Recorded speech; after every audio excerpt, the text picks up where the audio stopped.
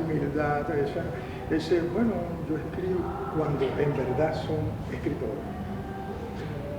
Alberto, sobre todo tú me impresionaste. No, yo he escrito algunas cosas, ¿no? ¿Por qué? No, he escrito cosas maravillosas, grandiosas. Tú eres el decano de los escritores acá, el que más admiramos, el que más queremos. Alicia también ha escrito cosas muy bellas, Alicia también. Entonces, pero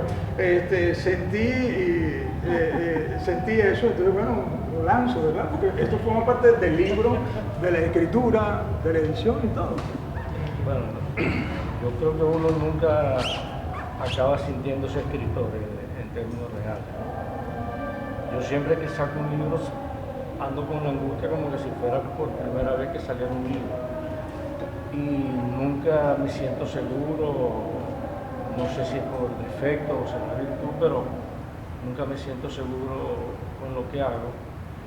Me asusta a veces cuando vuelvo sobre esos trabajos y me consigo con errores y cosas feas en esos textos, y eso me hace dudar muchas veces de lo que hago, pues. O sea, por eso cuando me preguntan o cuando insisten en eso de que por qué no nos definimos como escritores, yo creo que ningún escritor se atreve a definirse como escritor de manera completa, porque es que uno termina muriéndose sin sentir que lo ha logrado, ¿no? Yo creo que eso se debe a que ser escritor es ser artista, entonces el arte no es como la ciencia, que 2 más 2 son 4, sino que 2 más 2 puede ser cualquier cosa. Entonces por eso quizás los artistas nos cuesta tanto como que llegar a un límite de que digamos, uff, soy el escritor. Podemos decir soy escritor, pero no llegamos quizás, o sea, nos cuesta pues mucho por tiempo. La duda, siempre está por la duda de lo que estás haciendo, y siempre cada proyecto, ¿verdad, Alberto? Se comienza virgen, es decir, cada proyecto que tú inicias no hay una receta, quizás por eso. Y también pienso yo que tiene que ver en eso la fragilidad del mundo editorial, ¿no? Que el mundo editorial no es seguro, que tú dices, bueno, ya logré una novela, ahora me van a llamar y resulta que no. Siempre estás nuevamente empezando y eso te hace nuevamente dudar y nuevamente volver a comenzar, ¿verdad? Y volver a competir. Ahorita estábamos hablando de un concurso de novela en el cual Norberto fue jurado, y entonces, bueno, ahí habían nombres ya, ¿cierto? Nombres que ya tenían libros publicados y sin embargo tienen que volverse a probar. Inclusive pasa en todas las artes, en la actuación pasa, claro. En la actuación pasa, grandes actores han tenido que audicionar para agarrar un papel. Muchas veces en el mundo artístico, creo que todavía, a mí me parece que esto es un espacio privilegiado, ¿no? Que nos estemos presentando desde la humildad, primero desde el reconocimiento de que estamos todavía aprendiendo muchas cosas, que somos fundamentalmente lectores primero que nada. Y eso es muy importante. Hay gente que primero se propone como escritor antes de ser lector, ¿no? Y yo creo que toda persona que está caminando en este recorrido pues sabe que hay mucho que leer primero, mucho espejo en el que verse, en el que reflejarse y para luego atreverse a hacer cosas. Yo digo que estoy comenzando a escribir, yo he publicado muy pocas cosas, unos poemas por ahí sueltos, ensayos sobre todo, ¿no? Mi acercamiento a lo que otros escriben, pero creo que hay mucho de eso, ¿no? El de reconocerse como un aprendiz hasta el último día, saber que siempre hay posibilidad de hacer las cosas distintas. No cerrarse, seguir aprendiendo, sirve de eso. Mi mamá, mis hermanos, tal, no me ven como escritor, me ven como alguien que pierde tiempo sentado en el escritorio haciendo no sé qué, pues, ¿entiendes? Y ellos dudan mucho de la rentabilidad de ese tiempo, que no es una hora. O sea, estoy hablando de 30 días del mes de agosto dedicados 28 horas al día y la noche también a ese oficio. Y muchas veces, cuando te paras de la mesa no hay ninguna recompensa por todo ese exceso de trabajo. Entonces, mientras que otros están dedicados a actividades productivas y dan de comer a sus pollitos, como dice Rubén Blades, pues uno pasa penuria, ¿no? En ese aspecto. Entonces, esa sensación de improductividad y terminar siendo casi un paria, digamos, en tu familia, pues atenta contra cualquier humo que se te quiera subir, ¿no? Con el asunto. Yo me he dado cuenta que realmente uno de los problemas es la falta de lectura. A mí me parece, por ejemplo, voy a citar un caso, el caso de Jairo Rojas Rojas, pero lo cito. Hay libros de Jairo que han salido con tirajes de 1000 ejemplares. Es un hombre que ha ganado varios premios importantísimos, se le ha hecho mucha propaganda y sin embargo hay muchos libros todavía en la librería, o sea, no se compran y cuestan 50 bolívares. Entonces, ¿dónde están? Hay menos de 1000 lectores por lo menos, o sea, es curioso eso. Entonces yo lo recomiendo, lo regalo, lo he dicho, y sigue, o sea, no vemos que se agotan los tirajes, y siendo cortos, tirajes de 1000 Eso puede ejemplares. ser por dos cosas, pienso yo, pues, como editor y escritor. Uno, que el libro no es tan llamativo pues a la vista. Primero sí, yo creo que son tres. Primero, no hay casi lectores, pero sí hay pues a la final. Y dos, no es tan atractivo a la vista, y tres, su contenido tampoco es tan atractivo a los pocos lectores que hay. Porque a mí me ha pasado, yo he publicado libros y son libros por lo menos de alguien enfermo, alguien que tiene Alzheimer, y es un libro coloquial, es un libro hasta mal escrito, pero es un libro con contenido interesante, simple de entender, y eso se agota, la gente se lo lleva. En cambio viene un poeta de esos que andan por ahí, escribe un libro de un tiraje de 500 y el libro dura como 3 años en la librería, porque el libro le falta su contenido, y los escritores lo hacen nosotros mismos. Cuando leemos 3 líneas, más o menos vemos más o menos, y las personas inocentes de lectura yo creo que también son capaces de eso. El poeta quizás no es un escritor, es lo que yo siento en algún momento, ¿no? El poeta no es un escritor, el poeta es un modus vivendi. El poeta no necesariamente tiene que vivir de la poesía para ser poeta, no tiene que tener rentabilidad para ser poeta, no necesariamente debe de recibir que sea un centavo por alguno de los libros que haya escrito, y algunos piensan que ni siquiera tiene que haber escrito un libro para ser poeta. Entonces es complicado, porque el oficio del poeta entonces es vivir poéticamente, es poetizar la realidad, es buscarle el otro color a las cosas, es aleccionar en algún momento a algunos.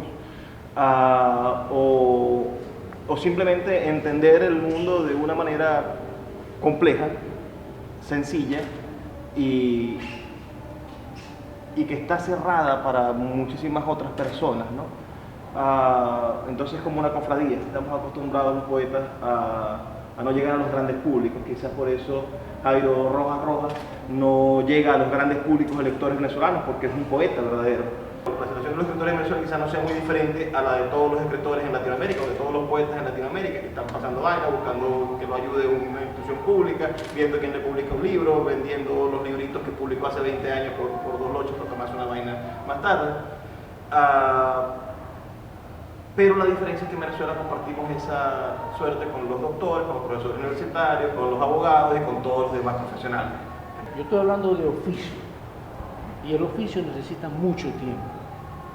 Entonces, uno puede llegar después de un día de echar pico y pala a sentarte en tu escritorio, y ahí sí, pues abres tu parnaso y aquí estoy, me voy para el mundo de la poesía, y luego para acá a las 5 otra vez para la construcción.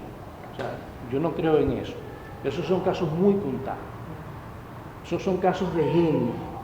¿Y cuántos genios podemos tener en una sociedad? Entonces, cuando yo veo muchachos que quieren escribir, que quieren dedicarse a eso, la sociedad se los niega. Se los niega. Entonces, yo creo que sí es importante, ¿verdad?, que de manera política, de manera social, existan ciertos circuitos que permitan el desarrollo de estos talentos. Porque es que estos talentos tampoco se nacen con eso, o sea, nadie escribe, o sea, salvo contadas excepciones, nadie escribe, no sé, la gran obra en una sentada, en la primera. En poesía sí pasa eso, pero en narrativa no. En poesía sí sucede que sale un genio así espontáneo. Por lo menos Rimbaud escribió toda su obra a los 17 años. Y una obra maravillosa, los 17 años, todo. Pero entonces, claro, y luego la abandonó. Por eso te digo, luego la abandonó. Yo tengo un libro que yo le digo que es un libro que lo tienen ahí guardado la gente de Monte Ávila Editores, ¿no? que es un libro de cuentos y ellos no me han liquidado nada, ellos no le han hecho promoción de nada. Entonces yo lo quiero rescatar, ¿no? Entonces para rescatar tengo que esperar 10 años para mandarle una carta. Entonces son cosas tan leoninas, ¿no? Porque yo pudiera moverlo por otro lado, pero entonces claro, uno como también por novatería, pues como ve Monte Ávila, uno quiere publicar allí, pero mira qué precio. Entonces, claro, las editoriales también tienen que hacer la labor de promocionar al escritor también. Y eso ha faltado, siento que eso ha faltado en Venezuela. Esa promoción también es cierto que muchas editoriales se han ido, ¿verdad? Se han ido grandes editoriales y han nacido unas editoriales alternativas, con menos presupuesto y que están cumpliendo la labor de esas editoriales que se han ido, ¿no? Hay una preocupación del sector editorial y eso es una tendencia que se maneja a nivel mundial desde hace varios años, ya creo que este es el 10º o el 11º año en el cual se celebra el Día de la Bibliodiversidad, que es el próximo miércoles 21, que se hace en el marco del inicio de la primavera en el hemisferio sur. La bibliodiversidad como tal es una actividad organizada por la Alianza Internacional de Editores Independientes, que busca entre sus objetivos, uno, el hecho de establecer un equilibrio entre lo que es la parte de la influencia editorial y la influencia de contenido norte-sur y equilibrar, buscar una proporción pues sur-norte, igualmente la integración sur-sur, desmontar el hecho del control editorial, que una de las cosas a veces, y es una consecuencia, ¿no?, de nuestra sociedad, que todo lo resume el punto económico, establecen como prioridad lo económico y no lo que es la parte del contenido o la importancia del legado del derecho de la obra. Entonces, y entre otras cosas también como fenómenos, incorporar lo que es la parte, no solamente de la autopromoción, sino la autopublicación. El papel de los medios, ¿no? O sea, lo que está haciendo Tinta Libre, por ejemplo, está haciendo este medio, bueno, que lo hizo en su momento el papel literario del Nacional, lo que hizo aquí el otro papel, por ejemplo, ¿no? O sea, los suplementos en los periódicos, y aquí casi no se hace nada de promoción en radio. Bueno, ahorita no me viene ninguna idea, pero, por ejemplo, el papel de la escuela como institución para difundir, para promocionar lectura, ¿no? Vemos que hay un canon literario escolar, ¿no? ¿Qué es lo que siguen leyendo nuestros estudiantes en primaria, secundaria, incluso en la universidad? ¿Qué es lo que conocen? O sea, ¿cuáles son los lectores que estamos formando en las instituciones? Ya aparte de qué es lo que se está haciendo en las editoriales, qué es lo que conoce la gente a través de la difusión en los medios y cómo estamos formando ese gusto. No hay que confundir el compromiso del escritor con el compromiso del ciudadano. Son dos roles distintos. Yo puedo como los ciudadanos coger un fusil e irme a pelear contra el gobierno, ¿no? O irme a la marcha o lo que sea, pero el escritor tiene otro nivel de compromiso. Es decir, los gritos que yo doy en una marcha, los gritos que puedo dar frente a Miraflores, no los puedo dar en una novela. Entonces, también hay que tener cuidado en la efectividad en el ejercicio de ese compromiso. Porque quizás ir a dar gritos frente a Miraflores me sirva de desahogo, pero va a tomar al gobierno realmente eso. En cambio, el trabajo que puedo hacer como escritor puede ser mucho más productivo, aparentemente invisible, ¿verdad? Y con un elenco mucho más largo. Por ejemplo, yo acabo de terminar una novela sobre Rafael Urdaneta. Esa novela de Rafael Urdaneta, usted jamás va a leer allí que hay una marcha de la MU, ni que hay una arenga de Maduro, ni nada. Pero el discurso de esa época, visto desde hoy, ver esos personajes desde hoy, desde todo lo que nos está pasando, nos da una respuesta sobre lo que nos está pasando.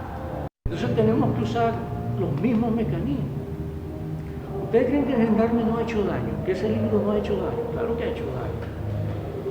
Y usted no tiene ni siquiera el cabeza porque eso se transforma en un lenguaje que se contagia Pero es curioso a la vez, porque ese gendarme necesario no tiene mucha lectoría. No. O las lectorías que tienen son muy Pero especializadas. quienes lo leyeron, lo ¿entiendes? asumieron Quienes lo y leyeron permeó. lo asimilaron, Ajá. lo convirtieron Sí. en virus y lo contagiaron. Lo Y inocularon. todavía estamos padeciendo de ese virus. ¿Ustedes creen que Doña Bárbara hay que leerla para que los personajes de Doña Bárbara lo tengamos nosotros en la sangre? Ajá. No hay que leerla. No, pues, ya lo tenemos. No hay Es que una leerla. condición La social. admiración por Doña Bárbara está social. sembrada en todas las conciencias venezolanas. Entonces, hay que escribir un libro que queme a Doña Bárbara, que la mate, que la asesine, que acabe con eso. Pero esas son cosas que no se hacen en marcha ni con fusiles. Ese es el compromiso del escritor. O sea, ¿cómo logro transmitir eso sin caer en el panfleto político?